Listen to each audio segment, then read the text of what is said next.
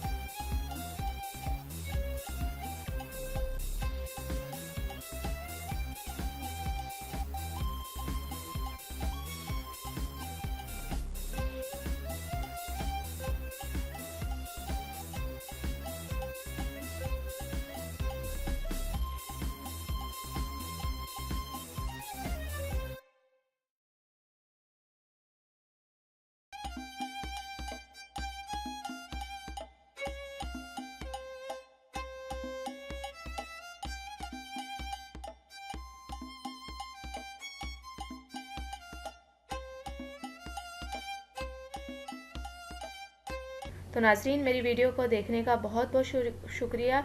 And तक मेरी video आपने देखी, आपका बहुत बहुत शुक्रिया। मेरे चैनल को लाइक करें, सब्सक्राइब करें और शेयर करना हरगिज़ ना भूलें। Thank you. अल्लाह हाफिज़। मिलता है नेक्स्ट वीडियो में और वो भी आपकी पसंद की वीडियो के साथ।